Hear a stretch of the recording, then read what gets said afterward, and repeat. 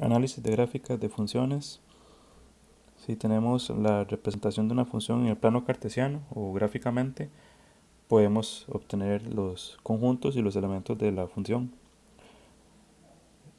Si lo que queremos obtener es el dominio de la función, el primer conjunto,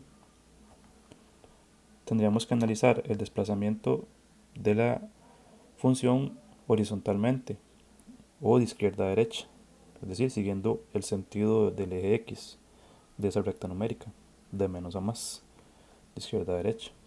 Para ello visualizamos cuál es el punto inicial, en este caso en el eje X, el punto donde empezaría la función, que sería en el menos 3, y cuál es el punto donde termina en X, que sería este 4.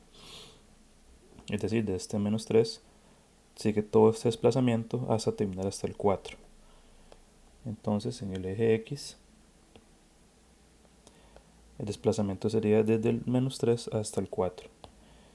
Todo ese desplazamiento representa el intervalo que sería el dominio de la función, es decir, de menos 3 a 4. Al ser una línea continua, la gráfica, el conjunto sería un intervalo. El desplazamiento vertical, que sería en este caso el eje Y, lo que nos brinda sería el ámbito de la función. Para eso habría que ver la función verticalmente, es decir, de abajo hacia arriba, de la misma forma, de menos a más, pero verticalmente sería hacia arriba. Para eso tenemos que ver cuál es el valor, el punto mínimo, el más pequeño que alcanza la gráfica verticalmente.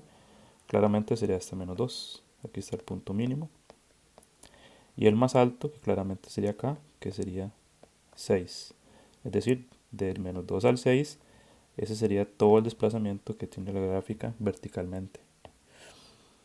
Por lo tanto, ese sería el intervalo, el que estaría comprendido entre el menos 2 y 6.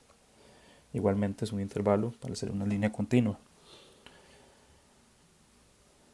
Luego, los intervalos de variación donde la función va cambiando de sentido, donde aumenta claramente, eso se llama un intervalo creciente, como decir este o este, donde la función disminuye o baja, digámoslo en palabras más sencillas, se llama decreciente, y donde no cambia, o sea, ni sube ni baja, por así decirlo, es un intervalo constante, como este de acá.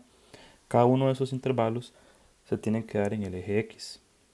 Entonces también se tiene que interpretar de izquierda a derecha, al igual que el dominio. Yo diría, por ejemplo, que este intervalo es creciente, entonces sería del menos 3 al menos 1. De aquí a acá la función aumenta o es creciente.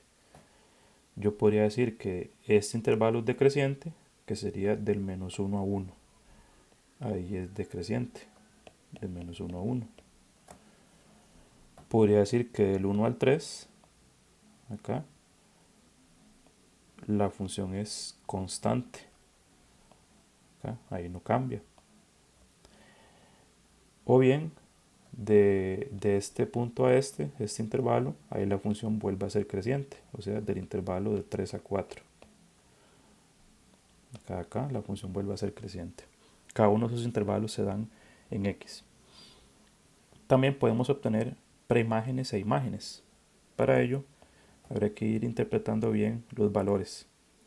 Si los valores los tomamos del eje X, que sea un valor de la gráfica, represente un punto de la gráfica, cada uno de esos valores se conocen como las preimágenes, como este menos 3, el menos 1, este 1, este 3 y este 4. Por lo menos los que están ahí señalados. Cada uno de esos valores, como les dije, se pueden llamar preimágenes, porque cada uno de ellos representa un valor o un punto en la función. Acá, acá, y igualmente este de acá. Mientras que los valores en el eje Y, que están asociados, eso sí, con un valor en el eje X, o sea, con una preimagen, lo llamamos imágenes, como decir este 6, este 5 o este menos 2. Cada uno de ellos lo llamamos imágenes, debido a que si los visualizamos, cada uno de ellos está asociado con una preimagen. Este 6 está asociado con el menos 1. El 5 está asociado con el 4. Este menos 2 está asociado con el menos 3. Por lo tanto, esos valores se llaman imágenes.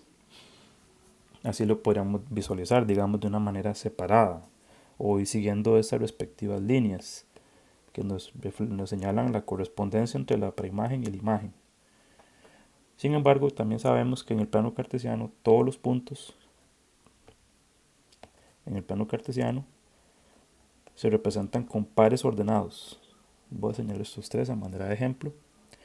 Y cada punto se escribe siguiendo el orden o tomando primero la coordenada o el valor del eje X y después tomando el valor del eje Y.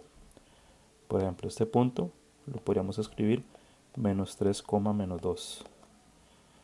Este punto que está aquí en la parte superior lo podríamos escribir menos 1, 6. Y este que está acá lo podríamos escribir 4,5. Esto desde el punto de vista de funciones también nos representa la correspondencia entre una preimagen y una imagen.